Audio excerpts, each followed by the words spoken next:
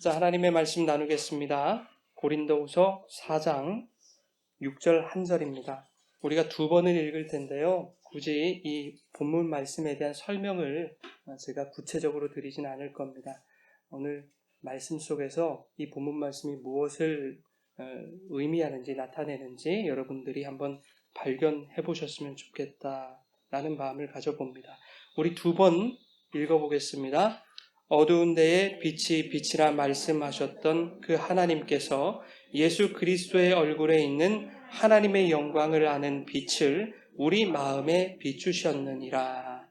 다시 한번 어두운 데에 빛이 빛이라 말씀하셨던 그 하나님께서 예수 그리스도의 얼굴에 있는 하나님의 영광을 아는 빛을 우리 마음에 비추셨느니라. 아멘. 하나님의 말씀입니다. 할렐루야. 하나님 아버지와 예수 그리스도로부터 오는 은혜와 평강이 이 시간 저와 여러분 가운데 충만하게 넘치기를 주님의 이름으로 축원합니다. 오늘은 별은 내 가슴에 라는 제목으로 말씀의 은혜 나누려고 합니다. 별은 내 가슴에 뭐가 떠오르세요, 여러분? 오래전에 방영됐던 드라마가 생각나죠? 최진실, 안재욱, 차인표, 네로라는 당대 최고의 스타들이 총집합했던 그런 드라마였습니다. 이 드라마 내용을 얘기하려는 것은 아니고요. 이 드라마 제목이 제 마음에 꽂혔습니다. 그래서 이 드라마 제목을 오늘 설교의 제목으로 삼게 됐습니다. 여러분, 별은 내 가슴에, 여기서 별이라는 게 뭘까요? 사랑하는 사람을 의미하겠죠. 그 사랑을 내 가슴 깊이 두기를 원하는 그런 달달한 냄새 진동하는 밝고 따뜻하고 아름다운 이미지가 이 제목에서 물씬 풍깁니다. 그런데 재미난 것은 범죄자들은 이 드라마를 매우 싫어했다고 해요. 도대체 가슴에 별을 몇 개나 더 달라는 얘기냐 그래가지고 하나만으로도 이렇게 벅찬데 이런 농담을 했다고 하죠. 별이라는 것이 전과를 의미하는 이 의미도 있기 때문에 아마 그럴 만도 했겠다 싶습니다. 그들은 오히려 가슴에 달린 별을 지우고 싶어 하겠죠. 그래서 오늘은 이 두 별에 대한 이야기를 나누려고 합니다. 내 가슴 깊이 품은 내가 소망하는 그 별과 할 수만 있다면 무슨 수를 써서라도 지워버리고 싶은 또 다른 그 별에 대한 이야기를 오늘 나누려고 합니다. 여러분, 모든 사람들은요, 가슴에 별 하나씩을 가지고 살아갑니다. 그 별이 사람이든 물건이든 상황이든 조건이든 누구에게나 소망하는 별은 있습니다. 그 별은 이루고 싶은 미래에 대한 청사진이 될 수도 있고 지우고 싶은 과거에 대한 청산이 될 수도 있습니다. 대부분의 사람들은 저마다 품은 그 별들을 얻어내기 위해서 최선을 다하며 살아갑니다. 그 중에서는 마음속에 품었던 그것을 현실에서 기필코 이루어내는 사람이 있는가 하면 끝끝내 그것을 실현시키지 못하고 마음속에만 묻어둔 채 안타까운 생을 마무리하는 사람들도 적지 않이 있습니다. 자, 그러면 여러분은 어느 쪽에 속하고 싶으십니까? 소망했던 별을 현실 속에서 이루어내는 자, 아니면 마음속으로만 품고 끝나는 자, 어느 쪽이십니까? 전자이겠죠? 2002년 월드컵 때 온 국민을 하나로 모았던 구호가 있었습니다. 뭘까요? 꿈은 이루어진다. 그 온 국민의 염원대로 우리는 4강 신화를 이루어냈습니다. 간절히 바랐고요. 목이 찢어져라 응원했고 선수들은 입에 거품을 물고 죽어라 뛰었습니다. 그랬더니 정말로 그 꿈이 이루어졌습니다. 자, 이것처럼 저와 여러분의 그 우리의 별, 우리의 꿈, 우리의 소망도 과연 그렇게 이루어질 수 있는 것인가? 어떻게 하면 이루어질 수 있을 것인가? 무엇을 하면 이루어질 수 있을 것인가? 과연 간절히 바라면 이루어질 것인가? 피땀 흘려 공을 들이면 이루어질 것인가? 여러분 어떨 것 같으십니까? 자, 그렇다면 여러분의 꿈은 무엇입니까? 여러분의 소망, 여러분의 그 별은 무엇입니까? 그 별이 무엇인지에 따라서 꿈이 이루어질 수도 있고 이루어지지 않을 수도 있습니다. 그 별이 무엇인지에 따라 나는 이룬 것 같으나 결국에는 아무것도 이루지 못한 채 인생을 마감하게 될 수도 있는가 하면 이 세상에서는 아무것도 이루지 못한 것 같으나 결국에는 모든 것을 이루게 될 수도 있는, 과연 그것이 무엇인지 오늘 이 시간 저와 여러분이 살펴보려고 합니다. 여러분, 숲길을 좋아하십니까? 저는 빼곡하게 솟아있는 그 나무들 사이로 한가롭게 굽이져 있는 이 좁다란 오솔길을 매우 좋아합니다. 그 중에서도 가을 숲길을 참 좋아하는데요. 가을 숲길은 온몸의 세포를 깨우는 그 청량함과 상쾌함을 주기 때문입니다. 그런데 그것이 만약 겨울 숲길이라면 저는 그 길을 가지 않겠습니다. 왜냐하면 어렸을 때 혼자서 눈 내리는 겨울 숲길을 걸었던 기억이 별로 좋지 않기 때문입니다. 미끄러워서 넘어지기를 반복했고 대낮이었지만 주변에는 아무도 없어서 등골이 오싹했던 그런 기억. 햇빛이 드는 쪽은 질퍽거려서 신발이 빠지곤 했던 그 기억이 있기 때문입니다. 이처럼 기분 좋은 숲속 오솔길이라 하더라도 그래도 겨울길은 싫었습니다. 이혜인 수녀의 겨울길을 간다라는 시가 있습니다.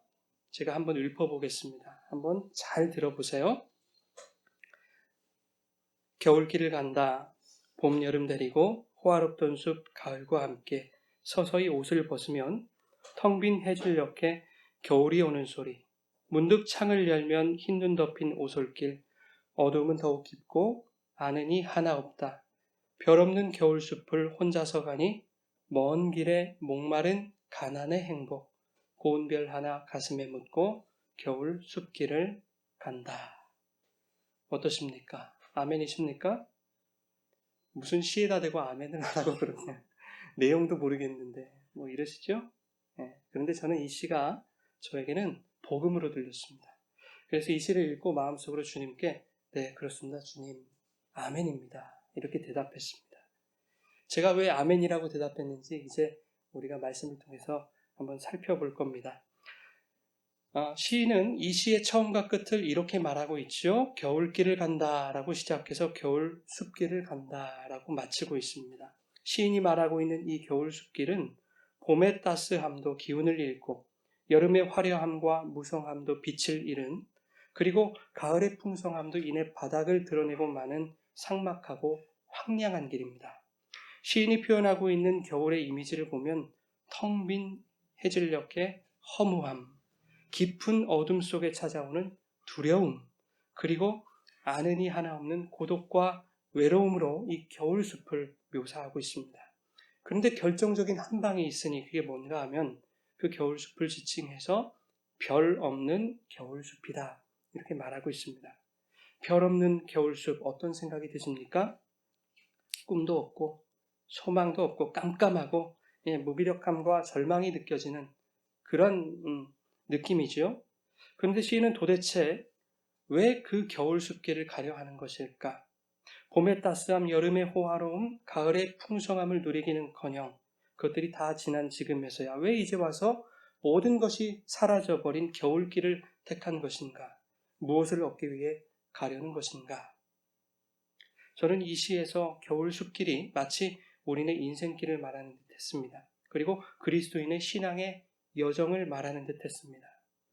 여러분, 누구나 하나님이 허락하신 이 세상 광야라고 하는 겨울 숲길을 지나갑니다. 그 길을 걸어갈 때 사람들은 각자의 별을 안고 걸어가는 거죠. 그렇게 별을 소망하며 열심히 그 길을 걸어가면 마침내 봄의 화창함, 여름의 호화로움, 가을의 풍족함이라는 그 별들이 마음속에만 품고 있었던 상상 속의 그것이 아니라 이제는 내 눈앞에 현실이 될 것이다 라는 기대를 품고 사람들은 그렇게 각자의 길을 걸어갑니다. 우리 믿는 사람들도 그런 것 같아요. 그러나 이 시에서의 시인은 세상의 길을 걸어가는 태도가 조금 다릅니다. 세상이 보여주는 별들은 허상에 지나지 않다라는 것을 말하고 싶은 듯해요. 언젠가 서서히 옷을 벗고 이내 알몸을 드러낼 것임을 말하고 있습니다. 봄의 화창함도 여름의 무성함도 가을의 풍성함도 언젠가는 모두 옷을 벗게 될 것이다. 인생을 통해 봄, 여름, 가을이 주는 세상의 것들을 가지려 하면 할수록 우리가 반드시 맞닥뜨리게 될 그 겨울길을 우리가 맞이했을 때 그 공허함과 허탈감은 더욱 클 수밖에 없는 것이죠. 에이, 겨울길 안 걸어가면 되지 뭐. 열심히 노력해서 나는 꽃길만 가면 되지 뭐. 열심히 신앙생활해서 복만 받으면 되지 뭐. 여러분, 과연 그게 가능하겠습니까? 그렇지 않죠. 겨울길 없이는 봄길이 다시 찾아올 수 없는 법입니다. 깊은 눈물골짜기 없이는 하나님의 그 은혜의 깊이를 온전히 깨달을 수 없는 것이죠.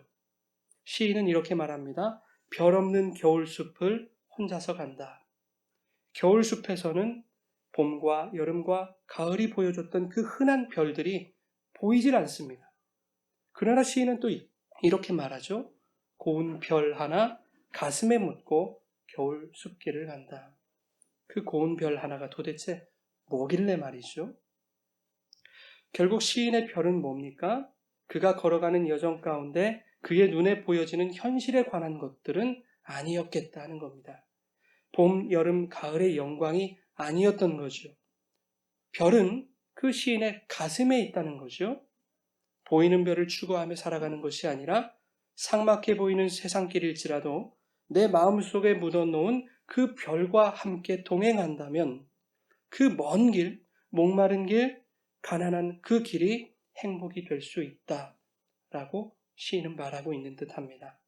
먼 길에 목마른 가난의 행복, 고운 별 하나 가슴에 묻고 겨울 숲길을 간다. 아멘이십니까? 어떻게 그 먼 길의 고단함이, 그 목마름이, 그 가난함이 행복이 될 수 있습니까, 여러분? 그것은 그 고운 별이 그와 함께하기 때문입니다.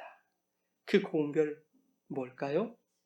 그렇습니다. 내 가슴 속에 묻혀있는 보화, 그 예수 그리스도인 줄 믿습니다. 그 예수, 그 고운 별과 함께라면 여러분 가난해도 좋은 거죠. 왜요? 참된 부요함이 내 안에 가득하니까. 여러분의 가슴 속에 이 예수라는 별이 늘 반짝이기를 소망합니다. 그래서 여러분 가는 모든 길에 참된 기쁨과 부요함이 가득 넘치시기를 간절히 소원합니다. 여러분 마태복음 4장에 보면 예수님이 사탄의 시험을 통과하신 후에 천국 복음을 전하시면서 온갖 기적과 치유를 행하십니다. 우리 마태복음 4장 23절부터 마지막까지 같이 한번 읽겠습니다. 예수께서 온 갈릴리에 두루 다니사 회당에서 가르치시며 전파하시며 백성 중에 모든 병과 모든 약한 것을 고치시니 그의 소문이 온 수리아에 퍼진지라. 사람들이 모든 앓는 자 곧 각종 병에 걸려서 고통당하는 자 귀신 들린 자 간질하는 자 중풍병자들을 데려오니 그들을 고치시더라. 갈릴리와 데가블리와 예루살렘과 유대와 요단강 건너편에서 수많은 무리가 따르니라. 아멘. 순식간에 예수님은 지금 인싸가 된 겁니다. 여러분 인싸 아세요? 아싸는 아십니까? 아웃사이더. 인싸는 인사이더. 스타가 됐다 그 말입니다. 많은 사람들이 몰려들고 있어요. 온갖 귀신, 온갖 병을 고치시니까 인기가 없을 수가 없는 거죠. 많은 무리가 유대 땅 일대뿐만 아니라 요단강 건너편에서부터 몰려들기 시작했습니다. 여러분 예수님 얼마나 좋으셨을까요? 내가 이 땅에 천국 복음을 전하러 왔는데 드디어 그 복음을 듣기 위해서 많은 사람들이 나에게 몰려들고 있거나 과연 예수님이 목적하신 대로 일이 이루어져 가고 있는 것일까요? 우리 그 다음 구절 마태복음 5장 1절과 2절을 같이 한번 읽겠습니다. 예수께서 무리를 보시고 산에 올라가 앉으시니 제자들이 나아온지라 가르쳐 이르시되. 예수님은요 곳곳에서 몰려드는 그 무리를 보시고 전혀 기뻐하지 않으셨습니다.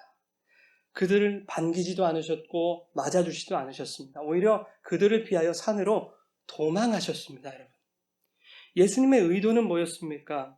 천국 복음을 전하려는 것이었는데 사람들은 자기들이 원하는 별들로만 그 예수의 말을 듣고 있었습니다. 그 예수를 바라보고 있었습니다. 각종 기적과 이적의 대상이 되기를 소망하면서 그 별을 자신들의 소망으로 삼고 그렇게 예수님을 바라봤던 거죠. 그러자 예수님은 이거 안 되겠다. 사람들이 나와 내 가르침을 단단히 오해하고 있구나. 그래서 제자들을 불러서 입을 열어 가르치기 시작하신 것이 무엇입니까, 여러분? 바로 여러분이 잘 아시는 산상순, 그 중에서도 팔복입니다. 이렇게 되어 있습니다. 심령이 가난한 자는 복이 있나니 천국이 그들의 것이며, 의에 줄이고 목마른 자는 복이 있나니 그들이 배부를 것이며. 앞선 시에서처럼 그 목마름과 가난함에 대해서 예수님 가장 먼저 가르치고 계시는 겁니다. 여러분, 오늘날 그리스도인들 예수 믿는 신앙을 동원해서 부를 얻어내려 합니다. 더 풍족하고 더 넉넉하게 되기를 위해서 신앙생활하는 것 같습니다. 여러분, 돈 많은 거, 풍족한 게 그게 나쁘겠습니까? 그 자체는 나쁜 것이 아니죠. 그것을 얻어내기 위한 수단으로 예수라는 이름을 동원하고 신앙을 동원하는 것, 그것이 잘못됐다는 것입니다. 예수님의 가르침과 매우 다른 것이죠. 예수님은 가난하고 줄이고 목마른 그것이 복이라고 말씀하시는데, 무리들처럼 자신들이 추구하는 벼를 얻는 것을 복이라고 생각하는 요즘 그리스도인들의 모습 아니겠습니까? 예수님의 팔복의 가르침들을 헬라어 원문으로 보게 되면 이렇습니다. 복 있는 자여, 그대는 심령이 가난한 자이다. 복 있는 자여, 그대는 의에 줄이고 목마른 자이다. 그런데 이 복 있는 자여라는 말도 사실 직역을 한 것이 아니라 의역을 한 겁니다. 직역을 하게 되면 복들이여 이렇게 부르는 겁니다. 그러니까 너희가 바로 그 복이다라고 우리에게 선언해주고 계시는 거예요. 마치 창세기 12장에서 하나님이 아브라함 부르실 때에 너는 복이 될지라 라고 말씀하신 그 말씀과 상통하는 것입니다. 그들이 원하는 별들이 주어져서 복 있는 자가 된 것이 아니라 이미 복이라는 그 근원 자체가 그들에게 주어졌기 때문에 복 있는 자라는 것입니다. 그리고 그러한 너희들 자체가 복덩어리다라고 말씀해주고 계시는 것이죠. 예수님이 제자들에게 가르치시려는 그 복, 그 천국 복음은 과연 무엇입니까, 여러분? 바로 예수 그리스도 자신을 두고 말씀하신 것입니다. 내가 너희들에게 주기 원하는 것은 너희들이 원하고 바라는 그런 세상적 가치들의 그러한 별이 아니라 바로 나 예수 그리스도라는 복, 그 고운 별 하나를 주기 원하는 것, 그것이 바로 내 마음이다. 그러니 예수 그리스도를 복으로 가진 너희들이여, 그 별을 마음에 품은 너희들이여, 그대는 가난해도 천국을 가진 자이다. 그대는 줄이고 목말라도 배부른 자이다. 그러니 그대들이 복덩어리들일 수밖에. 이것이 주님이 하시는 말씀입니다. 성도는 무엇을 얻기 위해 겨울길을 걷는 자가 아닙니다. 이미 별을 얻은 자가 그 별, 즉 예수 그리스도와 함께 그 겨울길을 가는 것, 그것이 바로 우리들의 신앙 생활인 것입니다. 여러분, 수많은 성도들이 예수 따로 별 따로의 삶을 살아갑니다. 다른 사람들 생각할 것 없이 그것은 저와 여러분의 이야기입니다. 여러분, 인간이라고 하는 존재는 내가 손해보는 것보다 나에게 이익을 가져다주는 쪽에 더 민감한 촉수를 작용합니다. 주님을 우리의 주인이라고 우리가 고백하지만 부지불식간에 우리는 때때로 세상을 주인의 자리에 올려놓을 때가 너무나도 많지 않습니까? 심지어 자신의 이익 앞에서는 두 눈 질끈 감고 자신의 신앙의 양심까지도 팔아버리지 않습니까? 이 정도는 괜찮아. 다들 그러고 살아. 에이, 목사도 그러는데 세상에서 우리가 더불어 살기 위해서는 이렇게 하는 거 당연하지. 괜찮아. 여러분, 정말 괜찮습니까? 하나님도 괜찮다 하실까요? 여기까지는 양반이지요. 예수 믿는 신앙을 마치 거래의 수단으로 삼는 자들이 여러분 얼마나 많습니까? 그렇게 가르치는 목사들이 얼마나 많습니까? 응답하실 때까지 기도하라고, 복 주실 때까지 헌신하고 순종하고 봉사하라고, 도중에 포기하니까 받을 복도 놓치는 거라고. 예수 잘 믿고 충성하면 당신들이 원하는 복을 넘치도록 부어주실 것이라고. 부으시는지 아닌지 한번 시험해보라. 도대체 그들이 말하는 그 복은 어떤 복을 말하는 걸까요? 그들이 원하고 기대하는 별은 과연 무엇일까요, 여러분? 시인은 봄과 여름과 가을이 보여주는 세상의 그러한 별들을 거부하고 오히려 그러한 별이 없는 겨울 숲길을 선택했지요. 겨울 숲길에는 세상 혹할 만한 그런 눈에 보이는 그런 별은 없지만 힘들고 지치고 목마르고 가난한 그 혹독함도 행복함으로 바꾸시는 진짜 별, 그 예수가 있다고 말하고 있는 듯합니다. 그 예수가 있기 때문에 시인은 그 겨울 숲길을 걸을 수 있는 것입니다. 그 예수가 세상이 보여주는 수많은 가치들과는 비교할 수 없는 최고의 가치임을 믿기에 눈에 보이지는 않지만 바라는 것들의 실상이요 보이지 않는 것들의 증거이신 그 고운 별, 예수라는 믿음의 별을 품에 안고 걸어갈 수 있는 것입니다. 여러분, 군대 가면 겨울에 혹한기 훈련을 받습니다. 저는 경상도에서 군생활을 했기 때문에 혹한기라고 해봐야 영하 1도, 2도 그렇습니다. 부채질해요, 겨울에. 근데 최전방에 있는 사람들은 그렇지 않죠. 체감 온도가 30도, 35도 그러지 않습니까? 혹한기 훈련 얼마나 힘들겠습니까? 도망가고 싶죠. 포기하고 싶죠. 그러나 그것을 통과하지 않으면 따뜻한 네모반에 다시는 돌아갈 수가 없습니다. 아니, 혹한기를 거부하면 제대할 수가 없는 것이요. 전역할 그 날을 마음에 품고요. 그날만을 기대하고 소망하면서 이를 악물고 버텨내는 것입니다. 혹한기 훈련 거부하면요. 어떻게 됩니까? 오히려 차디찬 영창에서 더 힘겨운 나라를 보낼 수도 있는 거예요. 오늘날 성도들의 모습을 보면요. 이 세상이라는 혹한기 훈련을 거부하고 있는 듯합니다. 고운 별 하나 가슴에 묻고 걸어가는 그 겨울길, 가고 싶지 않은 것 같아요. 마치 그 고운 별이신 예수가 이 세상의 겨울이라는 혹한기를 없애주실 것으로 생각합니다. 예수 잘 믿으면 항상 봄과 여름과 가을만이 우리에게 주어질 것이다. 이렇게 생각하는 것 같아요. 그 예수가 수많은 별들을 양산해 내어서 신앙의 열심과 공로에 따라서 나누어 주시는 것으로 그렇게 생각합니다. 좀 더 열심히 하면, 좀 더 정성을 보이면, 좀 더 헌신하면, 좀 더 갖다 바치면 뭔가 더 주실 것 같은 그런 신앙생활.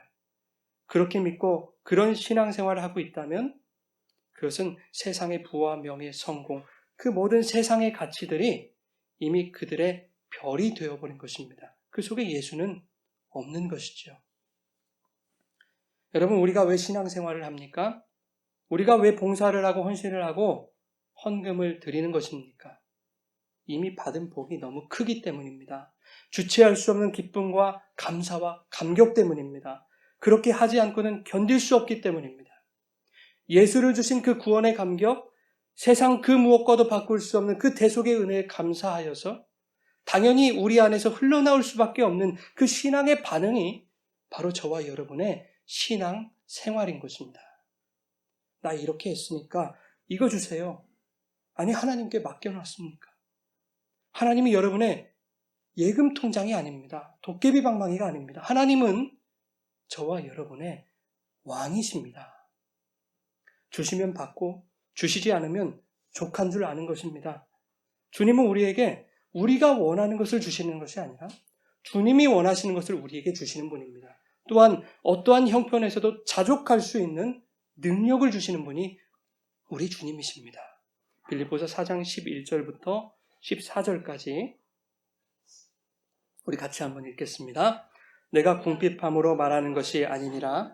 어떠한 형편에든지 나는 자족하기를 배웠노니 나는 비천에 처할 줄도 알고 풍부에 처할 줄도 알아. 모든 일, 곧 배부름과 배고픔과 풍부와 궁핍에도 처할 줄 아는 일체의 비결을 배웠노라. 내게 능력 주시는 자 안에서 내가 모든 것을 할 수 있느니라. 그러나 너희가 내 괴로움에 함께 참여하였으니 잘하였도다. 아멘. 여러분, 성도는 비천에 처할 줄도 알고 풍부에 처할 줄도 아는 자들입니다. 예수는 배부름과 배고픔, 풍부와 궁핍에도 처할 줄 아는 일체의 비결을 우리에게 주신 거예요. 그것이 주님이 성도들에게 주신 능력입니다. 내게 능력 주신다라는 것은 바로 그 능력을 말하는 것이죠. 그 능력을 주시는 주님 안에서 상황과 형편에 구애받지 아니하고 주님이 우리에게 맡기시고 명하시는 모든 일을 능력 있게 감당하게 하시는 것입니다. 저와 여러분이 그 능력 가지고 주님이 맡겨주신 사명 잘 감당할 수 있기를 바랍니다. 그런데 14절 한번 보시겠습니까? 14절에 보면 바울은 괴로움에 참여하는 것이 잘한 것이다 이렇게 말하고 있습니다. 아니, 풍부에 처한 것, 또 배부름에 처한 것이 잘한 것이다. 이렇게 말할 수도 있는데 굳이 괴로움에 처한 것이 참 잘한 것이다 이렇게 바울은 칭찬하고 있습니다. 바울이 말하는 그 괴로움은 뭘까? 그것은 바로 예수가 걸어가신 십자가의 길이죠. 예수의 제자들, 그 성도들이 걸어야 할 이 세상이라는 겨울길을 의미하는 것입니다. 베드로전서 4장 13절에는 이렇게 말씀합니다. 우리 같이 읽겠습니다. 오히려 너희가 그리스도의 고난에 참여하는 것으로 즐거워하라. 이는 그의 영광을 나타내실 때에 너희로 즐거워하고 기뻐하게 하려 함이니라. 아멘. 성경은 우리로 하여금 그리스도의 고난에 참여하기를 즐거워하라, 기뻐하라 이렇게 말씀하고 계십니다. 왜 그렇습니까? 그것이 주님 오시는 그날에 우리들의 즐거움이 될 것이고 우리들의 기쁨이 될 것이기 때문입니다. 구원이기 때문입니다, 여러분. 다시 말하면 주님의 영광, 그 성도의 구원이라는 것은 그리스도의 고난에 참여하는 자들의 것이다 라는 말씀입니다. 여러분, 그 구원이 저와 여러분에게 주어졌음을 믿으십니까? 그렇다면 여러분은 주님께서 구원받은 자에게 명하시는 그 예수 그리스도의 고난에 참여하는 삶을 살고 계십니까? 오늘 스스로에게 심각하게 질문을 던지실 수 있기 바랍니다.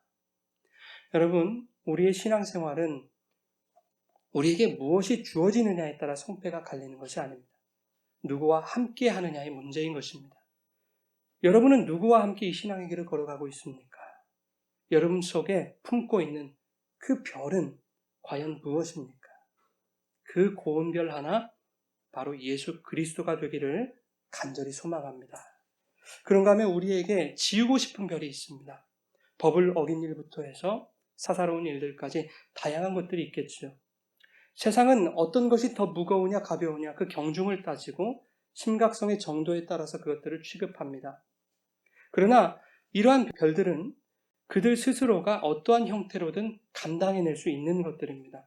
사람을 죽이면 징역을 살면 되는 거고, 남에게 피해를 끼치면 피해를 끼친 만큼 법에서 정한 대로 처벌을 받으면 되는 것입니다. 그러나 우리가 감당해낼 수 없는, 도무지 우리가 해결할 수 없는 그 별이 있습니다. 지우고 싶어도 지울 수 없고 떼내어버리고 싶어도 떼내어버릴 수 없는 그 별이 있습니다.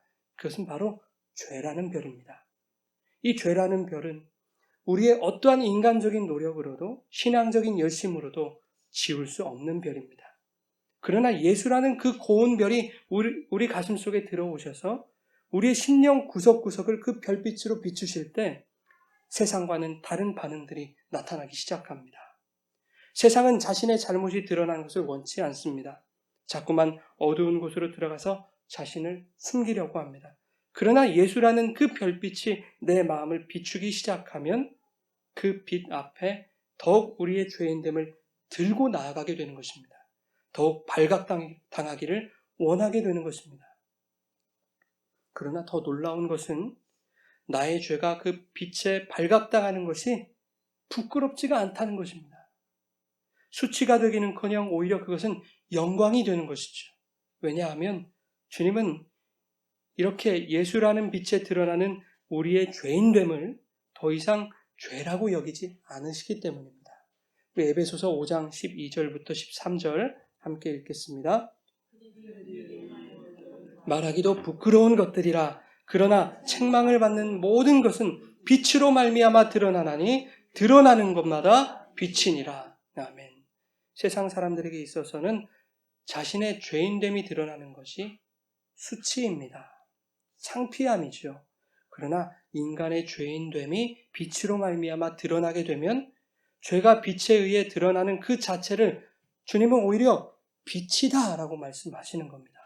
쉽게 말하면 애들이 잘못을 숨기지 않고 솔직하게 말했을 때 우리가 칭찬하는 것과 같습니다.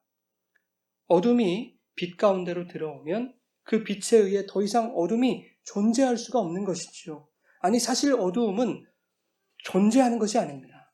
어둠은 빛의 부재로 인한 현상입니다. 그러니 아무리 어두운 흑암이라 하더라도 빛으로 나오기만 한다면 더 이상 어둠은 없고 빛만이 존재하는 것이죠.